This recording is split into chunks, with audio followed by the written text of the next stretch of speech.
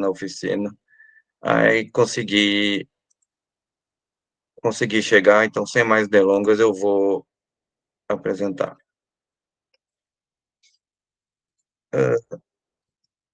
Tá aparecendo? Sim, professor, perfeitamente. Tá. Bom, então, qual é a ideia aqui? A ideia hoje é a gente falar de estratégias de processamento e cuidados de aquisição do eletrocardiograma, tá? Principalmente aplicações clínicas e não clínicas. Deixa eu ver agora como é que eu passo adiante aqui no Meet. Bom, então, o que que a gente tem? Os principais usos do ECG, clinicamente falando, eles são clínicos e não clínicos. Como clínico, o ECG ele é basicamente usado como uma ferramenta de diagnóstico. O que que o médico vai ver qual é a dificuldade, qual é o problema cardíaco que a pessoa pode ter de várias formas. Mas também é muito usado como uma estratificação do risco cardíaco. O que é isso? É dizer qual é a chance que essa pessoa tem de morrer do coração. Ou se não morrer, ter um infarto ou ter algum problema realmente de mau funcionamento. Então, não é à toa que todo mundo faz uma avaliação cardíaca quando vai começar um exercício físico, por exemplo, tá? Agora, o que a gente vê é que você começa a ter usos não clínicos para o ECG por conta da facilidade de aquisição dele. E aí você começa a ter o ECG, parâmetros do ECG, usados como medidores proxies, ou seja, como uma medida indireta de várias coisas: estresse físico, esforço mental, desempenho cognitivo, valência emocional, nível de atenção, frustração, dificuldade de alguma tarefa, desempenho cognitivo. Então, você começa a ter, claro, não só o ECG, mas você começa a ter o ECG sendo usado até para validar videogame. Quando você tem aqueles videogames que você precisa ver o nível de interagir com o usuário e ver se o usuário tá nervoso ou está atento. Então, até para isso a gente começa a usar o ECG.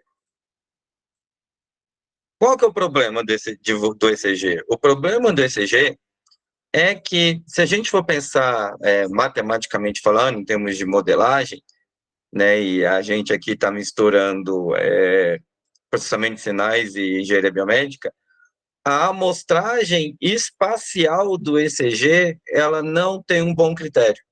Então, ele não tem, ele é uma amostragem, o ECG, ele é uma amostragem espaço-temporal dessa sequência do coração. Então, cada eletrodo, o que eu estou mostrando aqui é o que acontece com as células do coração mudando a polaridade delas, que é o que a gente chama de despolarização, e retornando a polaridade original delas, que é o que a gente chama de repolarização. Então, essa frente de onda elétrica que vai mudando a polaridade das células, a gente pode modelar isso como um dipolo elétrico, e o ECG nada mais é do que uma representação. Cada derivada, cada par de eletrodos, ou às vezes um eletrodo só, a gente pode considerar uma projeção. Bem álgebra linear, galera. Então, o que acontece é que cada projeção, cada par de eletrodos, ou dependendo do tipo de eletrodo, um eletrodo só, tem uma vista desse fenômeno tridimensional. E por problemas de posicionamento, a gente não tem essa amostragem muito bem feita. Então, o que isso acontece? Isso faz com que você tenha limitações no uso do ECG para algumas situações. Vou botar o próximo slide aqui para a gente perceber. O que eu estou dizendo dos eletrodos? Então, por exemplo, os primeiros eletrodos eram os membros. Então, antes mesmo de existir eletrônica, antes mesmo de existir o próprio eletrodo, o ECG era coletado com solução salina. Então, você tem aqui as mãos e a perna dentro de baldes com solução salina. Então, essas são as 3 primeiras derivações, que a gente chama de derivações bipolares, porque eu preciso de 2 eletrodos para fazer cada derivação. Mas, como o registro era de um tamanho muito pequeno, a gente usou hardware para dar um aumento nessas deflexões do sinal, que era fazendo pontes de resistores. E aí tem a augmented, né? Então você tem a AVL, a AVR e a AVF. E aí você começou a fazer derivações monocordiais, ou seja, monopolares, perdão.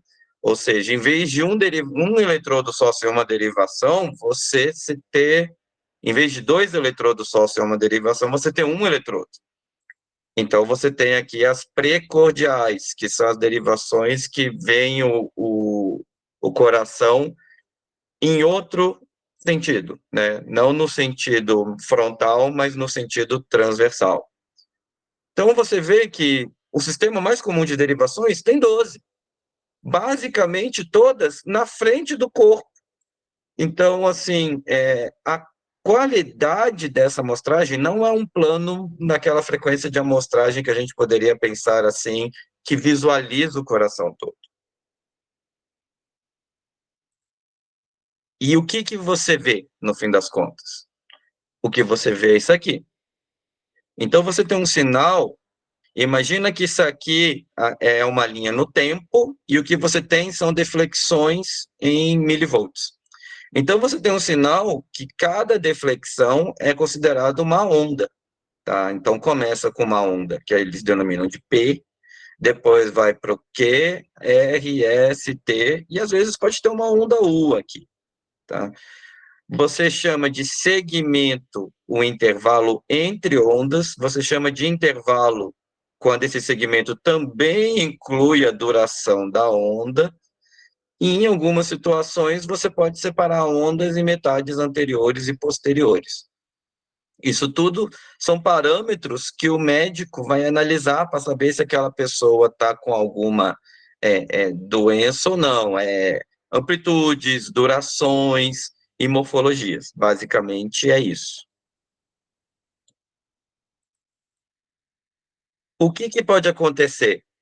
Pode acontecer de você ter fatores físicos e fatores fisiológicos que influenciam esse ruído e acaba realmente atrapalhando toda a visualização morfológica pelo médico. Então, se você colocar 60 Hz da alimentação, você vai ver isso aqui. Se você colocar uma pessoa tensa, aquela famosa síndrome do jaleco branco, quando a pessoa fica toda nervosa quando entra no hospital e se contrai, você tem esse ruído que, na verdade, é um sinal muscular superposto ao sinal do coração que você quer exatamente. Tá? E aí, é só isso que pode acontecer? Não.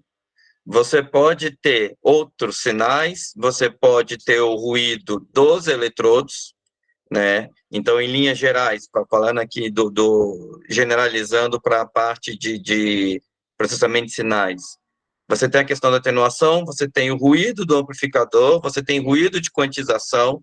Então, tem uma série de ruídos que podem se sobrepor além daquele sinal que a gente quer. E isso tudo, a gente ainda tem uma variedade de hardware absurda.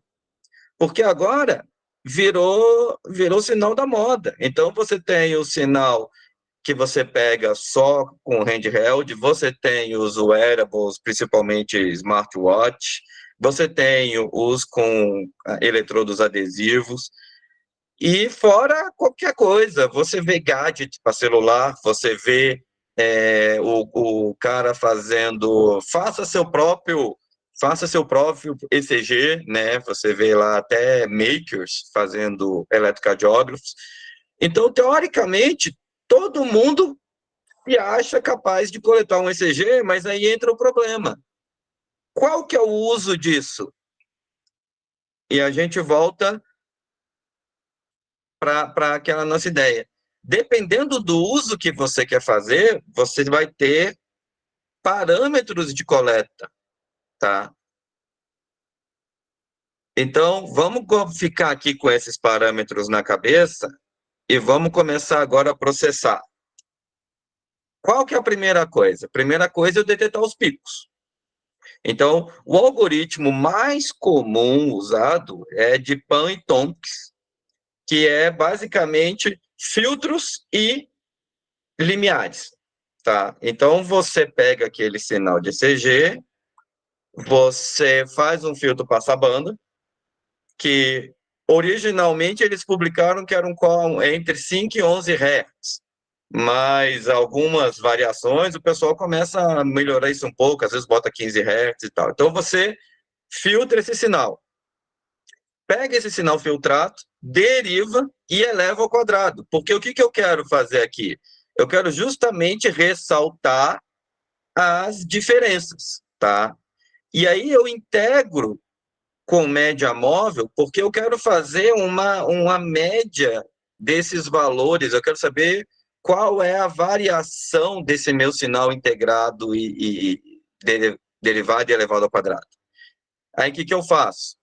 Detecto os picos erros, com os pontos acima de algum limiar superior que eu defini, com intervalo de, no máximo, 20% da frequência de amostragem entre os pontos. Então, se eu achar dois valores tão próximos assim, eu não digo que é duas ondas distintas. E aí eu vou ajustando meu limiar superior e meu limiar inferior. Originalmente, o Pan e o Tompkins usaram 0,870-125, depois teve gente que publicou 75 e 25, tem artigo que usa meio e 25, mas basicamente o que você está querendo ver é detectar. Detectou esses picos, você procura as ondas Q e as ondas S sem amostras antes, sem amostras depois. Então, a ideia de detectar o QRS do ponto de vista do Pan e Tompkins, ele é bem morfológico e bem temporal, tá? Em termos de processamento de sinais, não é um algoritmo difícil, mas ele tem muitos ajustes que são meio que ajustes, como é que eu vou dizer?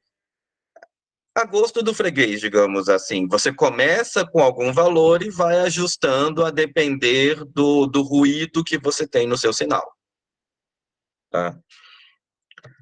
Ok, detetei os picos.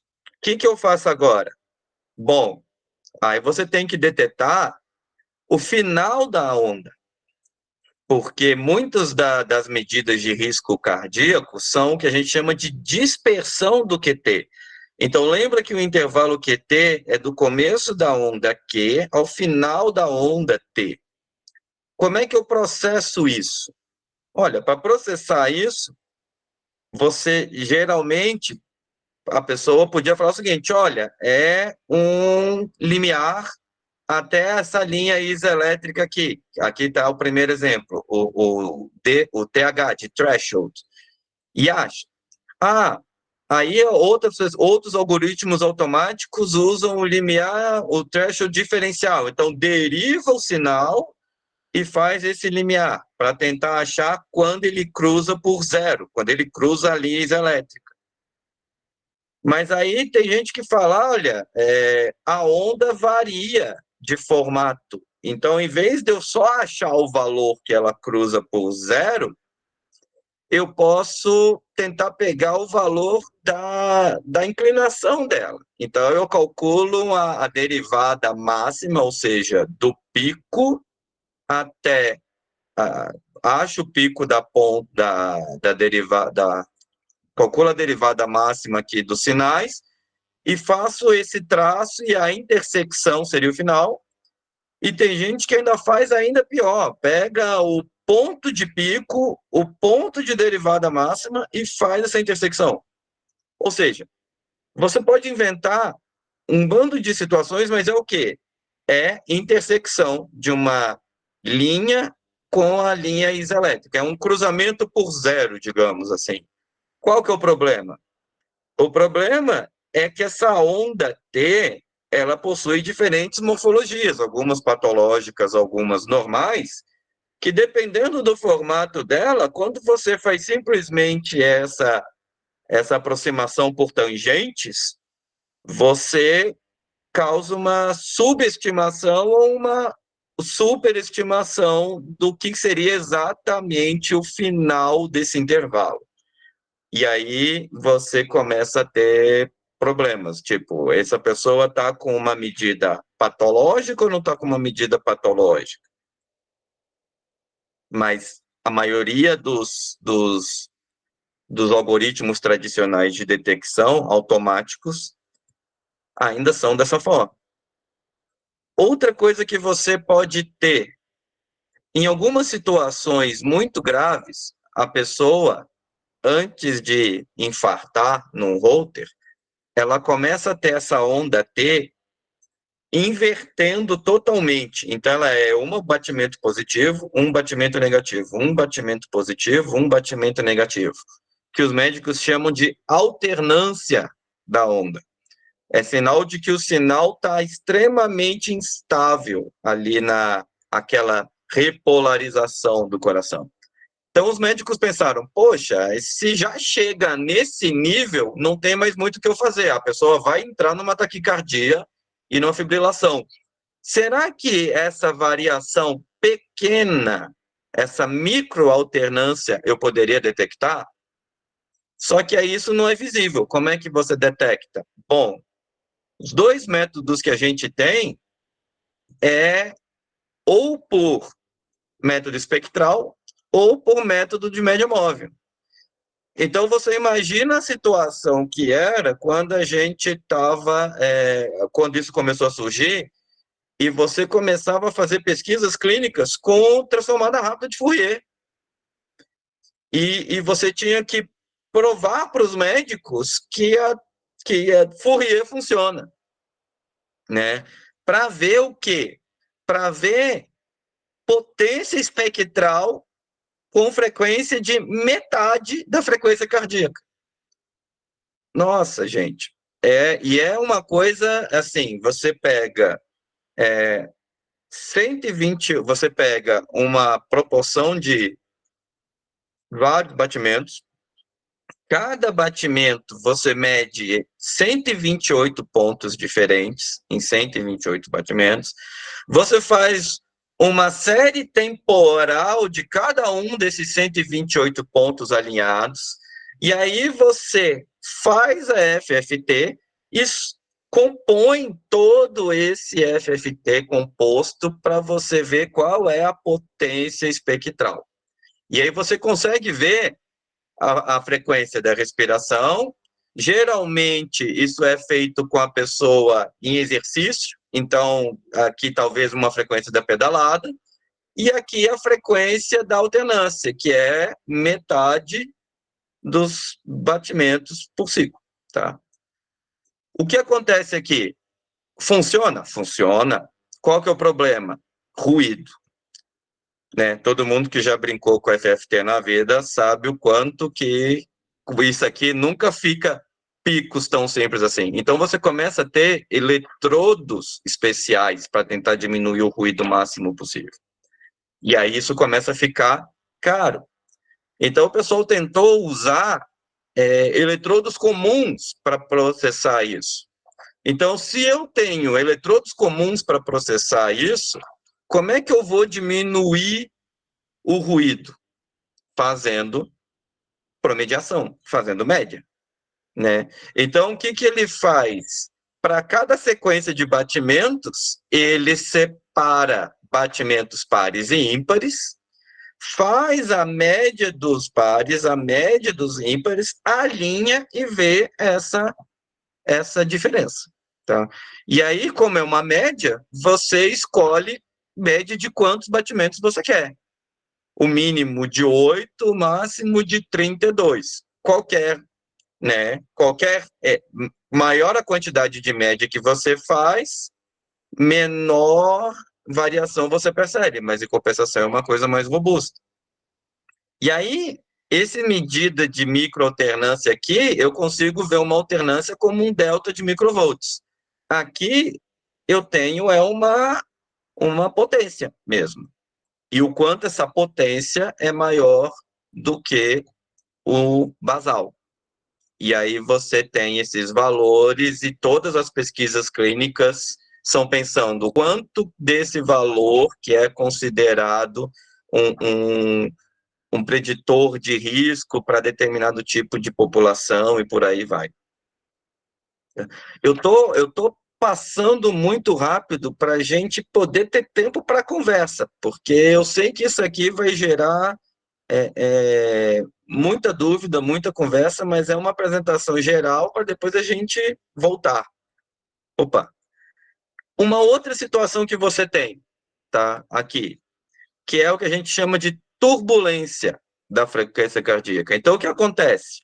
A pessoa está fazendo exercício e ela tem aquela famosa contração ventricular prematura, que algumas pessoas sentem, né? Sente como se fala, nossa, o coração parou, o coração saltou e por aí vai. E tem gente que não sente nada. Mas numa pessoa, a forma como seu coração retoma o equilíbrio dinâmico dele depois dessa contração prematura é uma medida também pode ser usado para risco.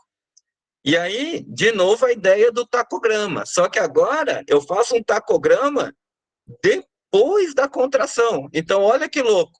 Na maioria dos processamentos que a gente tinha para ECG, qualquer batimento estranho era jogado fora como outlier. Agora não, agora eu quero detetar o outlier, eu quero detetar aquele troço que eu jogaria fora, e eu conto 15 intervalos RR a cada outlier desse, a cada contração VPC, e faço esse tacograma.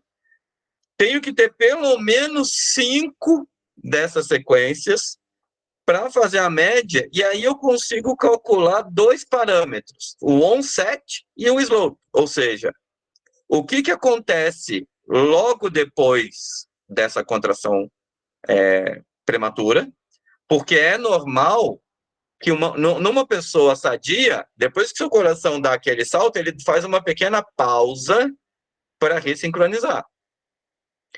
E o slope, ou seja, as 5 medidas, a reta tangente das 5 medidas aqui que você tem ao longo do intervalo.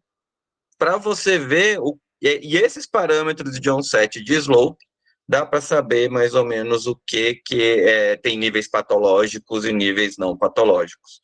Então, voltando à nossa ideia inicial, o que era um ECG?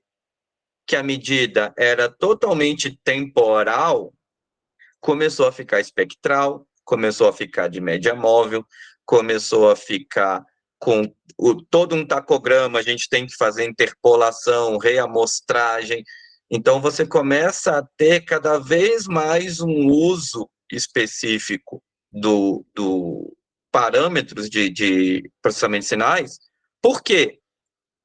Principalmente porque esses usos não clínicos, eles são muito pensados nessa variabilidade. Então, por incrível que pareça, quando você fala, eu vou só calcular a frequência, eu só vou ver o quanto que o ritmo que ele está medindo. Dependendo do que você quer medir, na variabilidade desse ritmo, você começa a ter uma série de. O algoritmo começa a ficar mais complexo e você tem que levar essas coisas em consideração. Eu gostaria agora de abrir para perguntas, gente, porque é um assunto muito amplo para falar, então eu acho que fica muito mais fácil a gente ir conversando à medida do que vocês querem mesmo, por favor.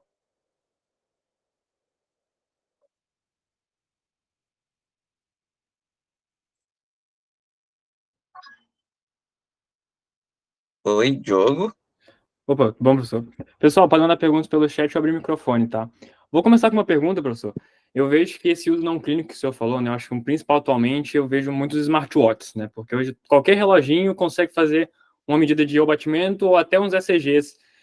Na sua visão, qual que é a viabilidade disso no futuro se utilizar para a parte médica mesmo, poder fazer medições mais aprimoradas? Porque eu imagino que, até porque como a região de contato com a pele é aquela única, não tem aquele posicionamento tridimensional que teria no ECG normal, o senhor acha que com processamento de sinais, futuramente, com melhores dispositivos, poderia ser usado para interesse médico? Smartwatch, por exemplo, poder fazer medições a longo prazo? Qual que é a visão do senhor sobre isso?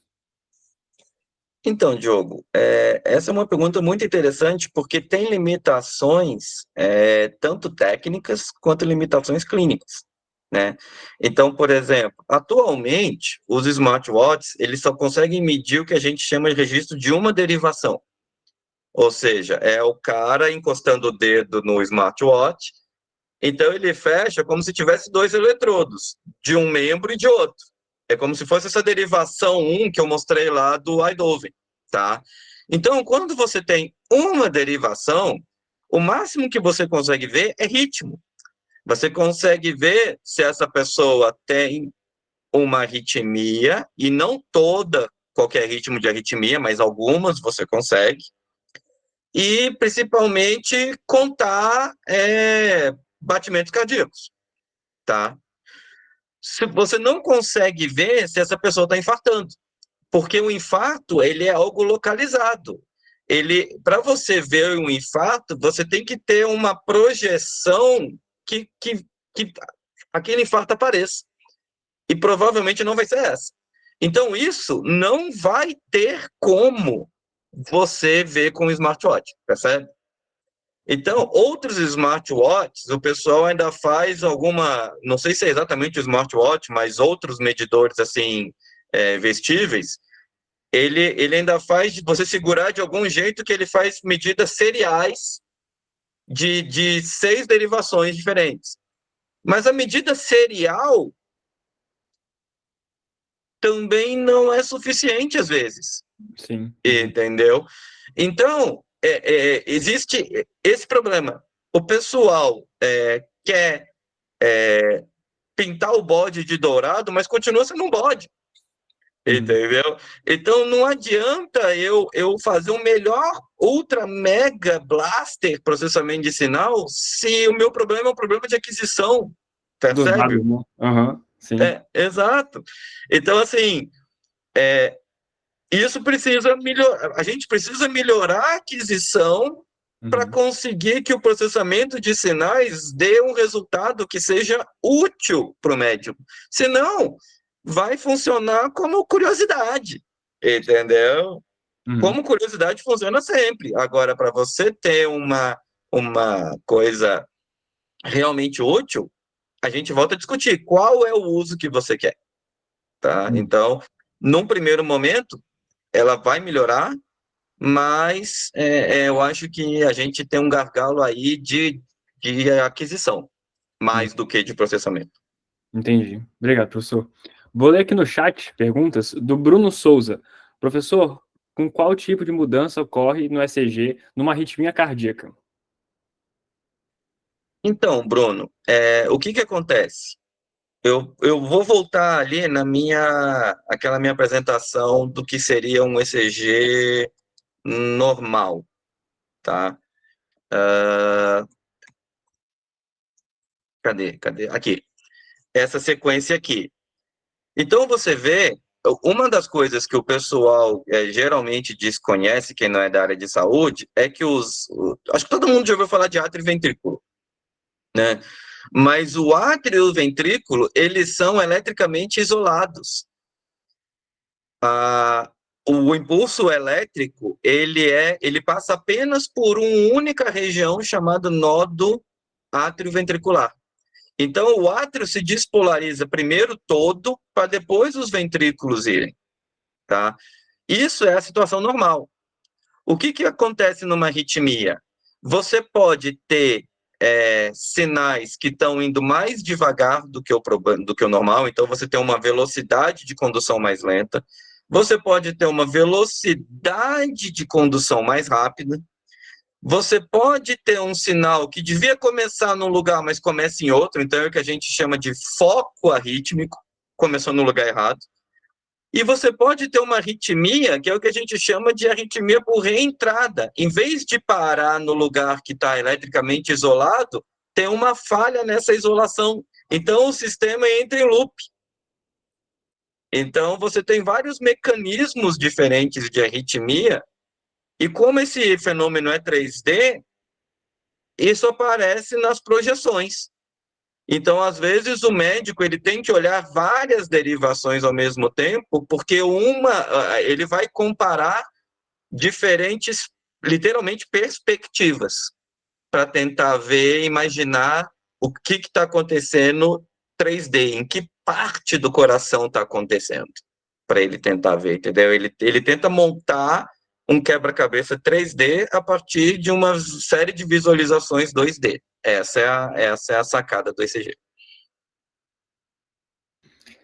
Aí a Maria da Conceição Zelo Barbosa Patrício perguntou: já vi até anel que mede ECG e monitoramento cardíaco. Foi só uma afirmação, na verdade. Mas chega naquele ponto que o senhor comentou, né? Apenas uma forma de medição, então tem essas limitações, né? Pois é, vai ter de tudo, Maria. Então, a dificuldade não é fazer.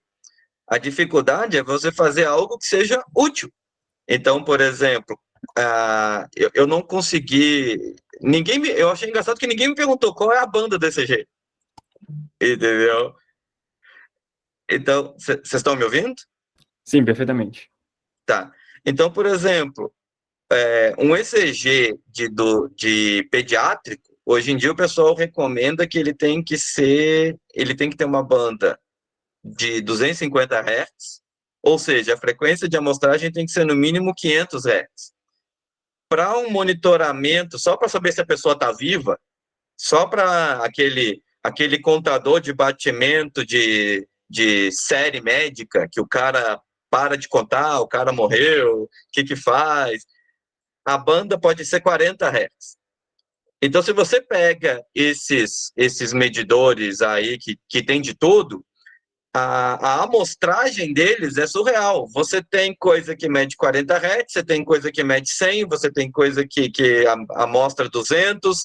E aí, para que uso aquele troço vai fazer? Se eu estou querendo detectar arritmia, mas estou medindo uma banda de 40 Hz, ele não vai detectar arritmia. Entendeu? E não adianta ele falar que detecta.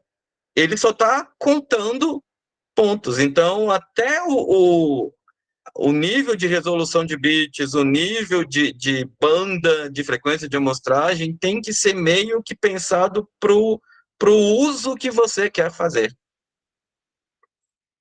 E até complementando um ponto, professor, já passo para a próxima pergunta. Em relação ao processamento desse sinal, existe alguma regra ou alguma regulamentação que, para eu poder montar um equipamento para isso, tem que ter algum processador com redundância específica ou com alguma precisão? Porque eu imagino, por exemplo, se nessa amostragem, né, for um amostrador de uma qualidade meio duvidosa, não vai ser esses 250 necessários ou qual for a taxa necessária.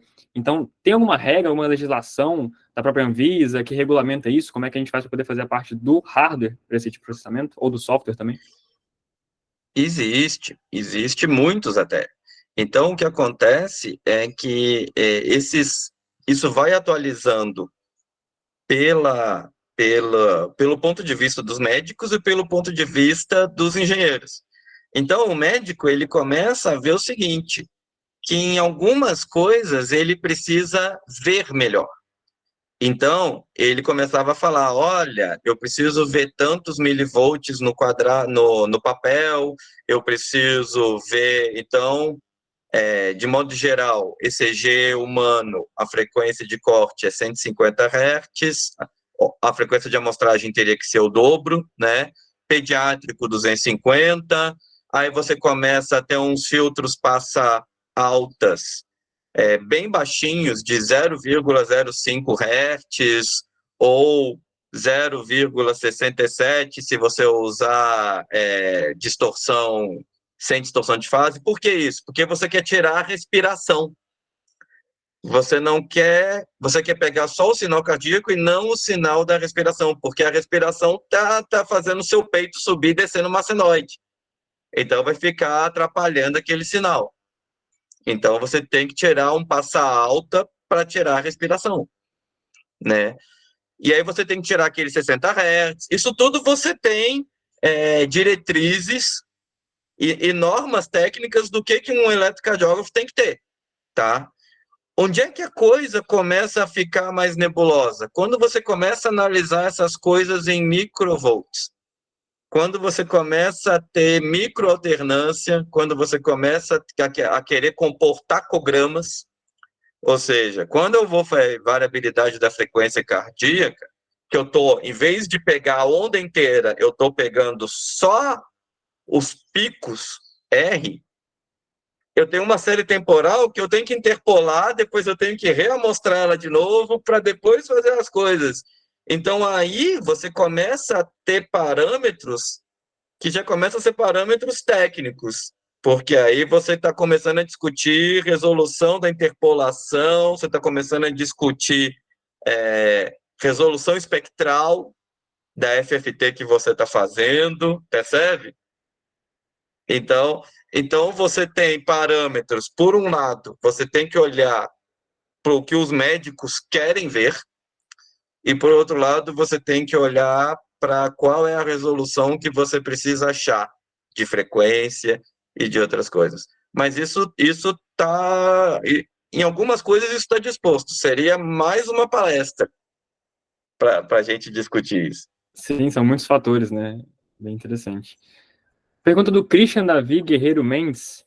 Ele perguntou, professor, como você consideraria possível incluir medições de ECG na reabilitação motora de pessoas afetadas por AVC ou lesão medular? Elas seriam úteis? Uau! Numa reabilitação motora, não seria o meu primeiro sinal de escolha, digamos assim, né?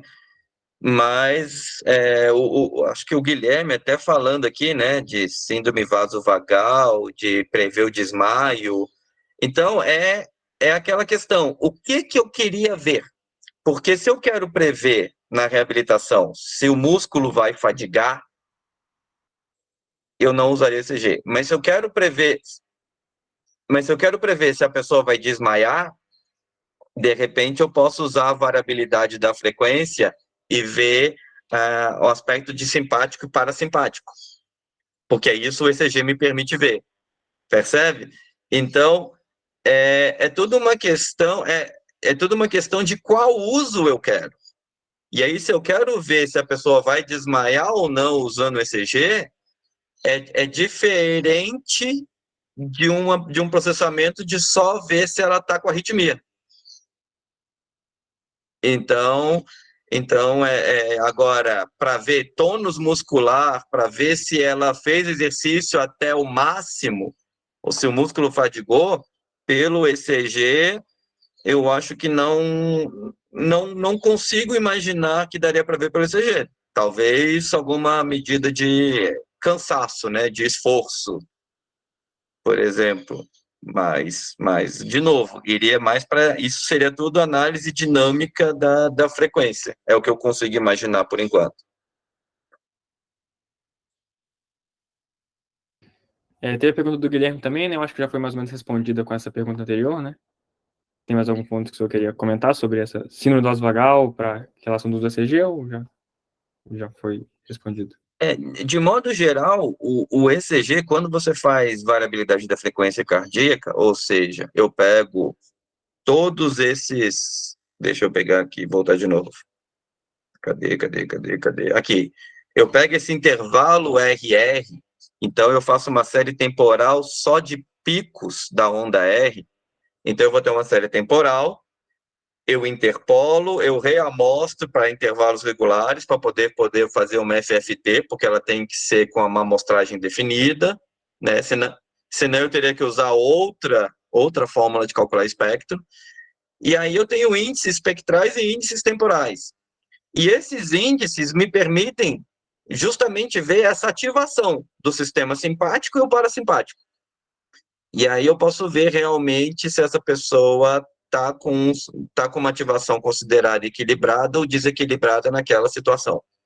Então, poderia usar isso para síndrome simpatovagal? Poderia, tá? Então, essa é uma das coisas interessantes no ECG, que como a frequência cardíaca é modulada por essa parte do sistema nervoso, ao medir a frequência cardíaca, você consegue ter uma medida indireta dessa modulação.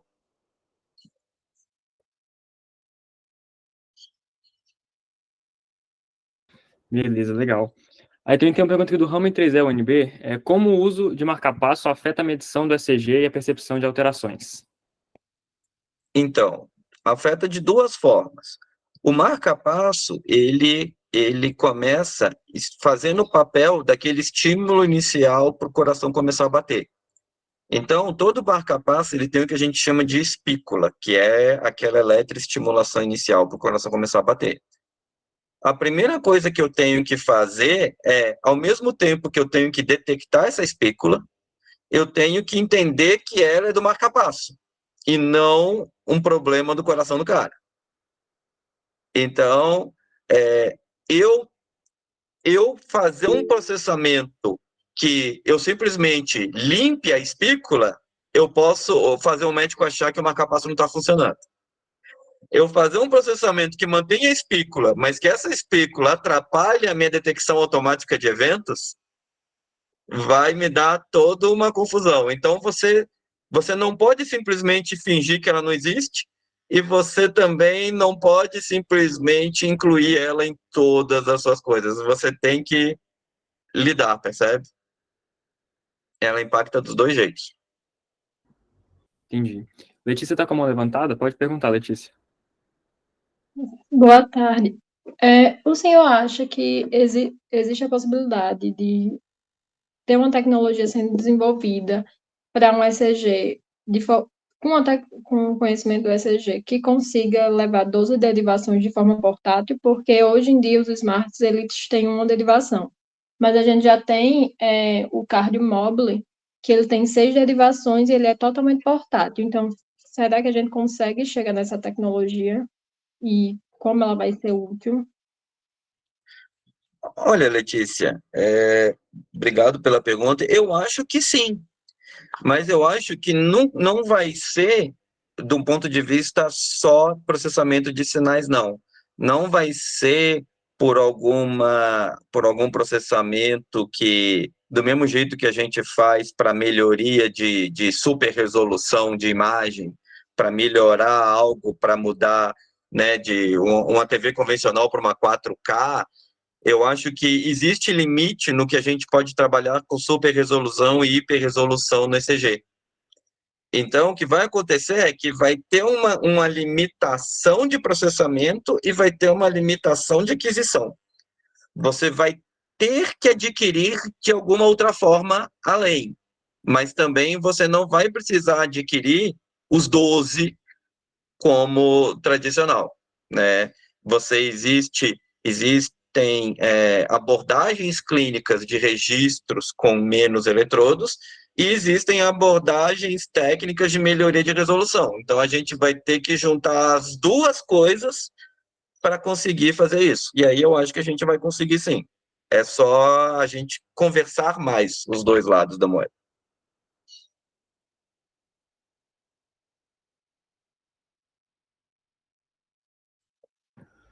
Pessoal, mais alguma pergunta?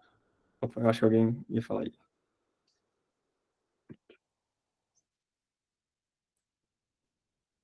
Não, acho que foi o meu mesmo.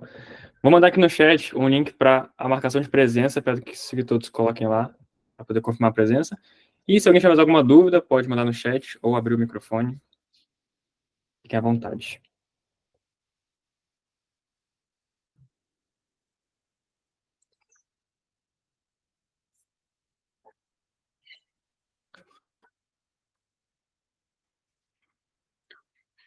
Professor, enquanto isso, coloca lá no último slide, por favor, onde tem seu e-mail de contato, para caso alguém futuramente queira trocar uma ideia, alguma dúvida.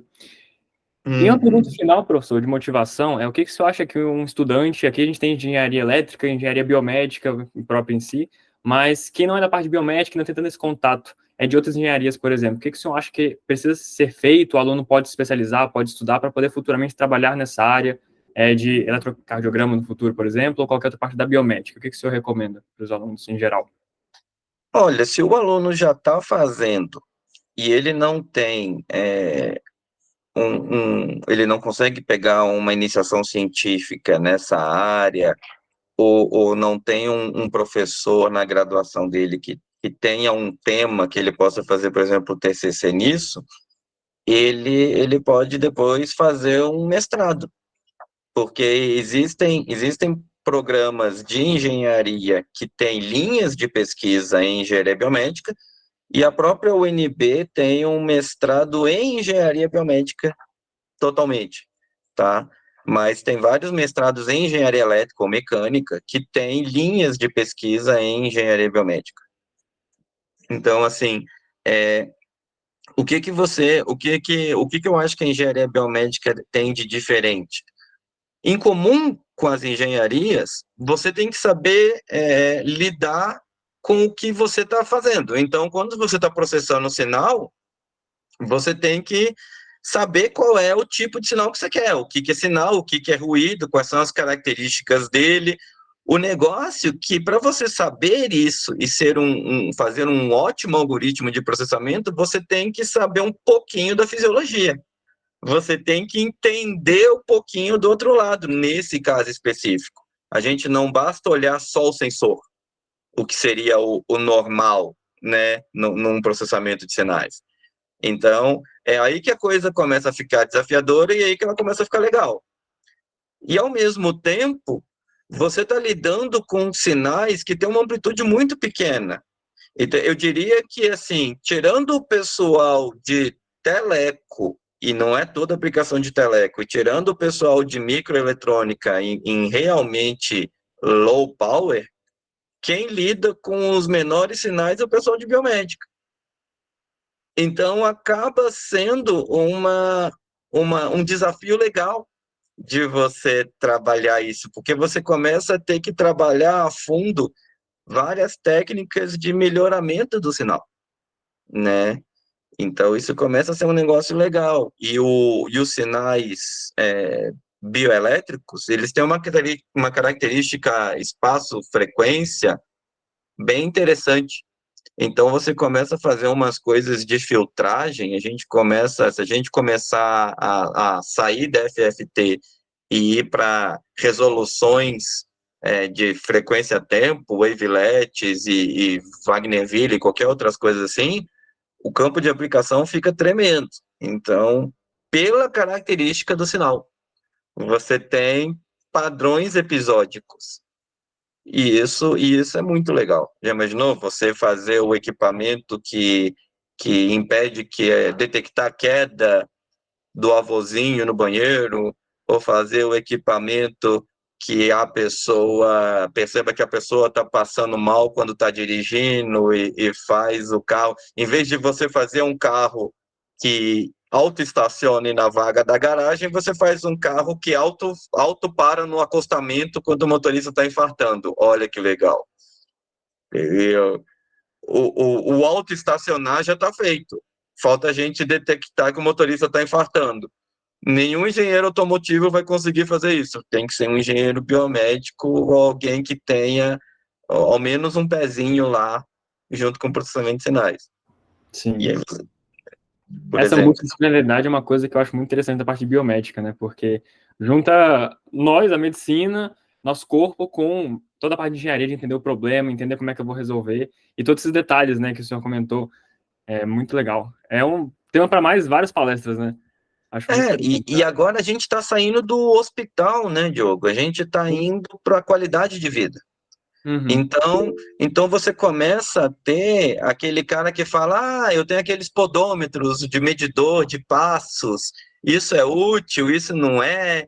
Aí, para você dar uma resposta disso, você tem que discutir a tecnologia de como aquilo é feito, mas também um pouco da parte biomecânica da história. Olha, Sim. eu posso, da forma como ele é feito, eu posso enganar um contador de passos sentado e ficar mexendo o braço. porque ele está medindo, na verdade, o pêndulo do meu braço. Então, são várias coisas que a gente começa a discutir. Acho que a Letícia levantou a mão aqui de novo. Sim. Vai lá, Letícia, última pergunta, pode fazer. Mais uma dúvida. Professor, sobre a filtragem de ruídos e análise de padrões, investir em que surte mais efeito no final, no ESG? Investir em algoritmos que filtrem os ruídos, investir nessa tecnologia, ou mais no lado realmente de análise de padrões? Se a gente pudesse focar em um para ter um resultado melhor no final, ou os dois andam juntos? Os dois andam juntos, Letícia. Por exemplo, algumas filtragens eu tenho que fazer sempre. Eu tenho que tirar o ruído da respiração, eu tenho que tirar o ruído de 60 Hz e eu tenho que delimitar a banda. Então, isso é aquele filtro IIR ou um filtro FIR com distorção zero, ou um filtro NOT para tirar os 60 Hz, é toda aquela conversa de sempre. Quando você começa, tem gente que faz filtros adaptativos para tentar tirar, mas o problema do filtro adaptativo é que ele só filtra o padrão que ele está fazendo. Então, se o cara muda um padrão de respiração, ou se o cara muda o padrão de alguma coisa, meu filtro adaptativo não começa a ficar tão bom assim. E aí você tem limitações. Mas o pessoal agora está começando a usar inteligência artificial, redes neurais, convolucionais e outras coisas, para tentar melhorar essa busca de padrões morfológicos, né? Já que muito do diagnóstico é por comparação de morfologias, então o pessoal está tentando achar isso também para fazer. O problema todo é esse, entendeu? Às vezes o cara vai usar essa rede extremamente poderosa em cima de um dado originalmente que não está muito bom, ou às vezes ele vai. Aí a gente vai começar a discutir aqui padrões de qualidade de inteligência artificial, por exemplo, transparência, por exemplo, rastreabilidade, porque para um médico, você simplesmente falar que aquilo ali está quando não tem nenhum fator de anamnese clínica que indique que o cara tá, o médico não vai acreditar, né? E ele não vai confiar assim pura e simplesmente. Então você tem que não só conseguir detectar o padrão, mas mostrar algum tipo de rastreabilidade nesse seu algoritmo de detecção. Olha, ele detectou baseado neste tipo de coisa. E, de modo geral, quando você pega esse tipo de rede neural, fica difícil de você rastrear de alguma forma, né? Assim, ela concluiu, e aí o médico fala, tá, e aí, o que eu faço com isso? E aí gera esse impasse.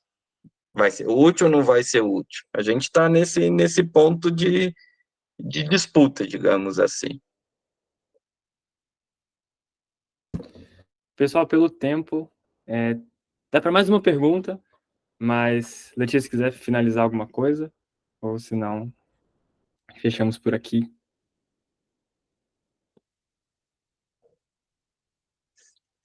Acho que não, então, professor Euler. Tá show, beleza, Letícia. Professor Euler, muito obrigado, em nome do I3E, do ramo UNB, da IMS, capítulo IMS, obrigado pela presença aí, pela palestra, acho que foi muito interessante, tivemos várias perguntas aqui, o pessoal foi bem participativo, porque é um tema super interessante, é um tema que dá para seguir também por palestras futuras e muitas conversar ainda. A parte biomédica é muito ampla e, na minha visão, fantástica, super legal. Eu peço desculpas, gente, por toda o atraso. Eu tive problemas de carro quebrou, então eu atrasei para conseguir entrar e fica à disposição para qualquer outra coisa também, tá, gente? Se Deus quiser, com menos suspense, tá? E Com obrigado certeza. mesmo. Valeu, professor, muito obrigado aí pela palestra. Encerramos agora então a palestra do Biosignal. Daqui a pouco a gente vai ter a roda de conversa. É bem legal para poder interagir entre os ramos. Quem quiser participar está super convidado. Professor Euler, muito obrigado. Até a próxima oportunidade. Valeu por aceitar o convite. Tudo de bom, gente. Um abraço.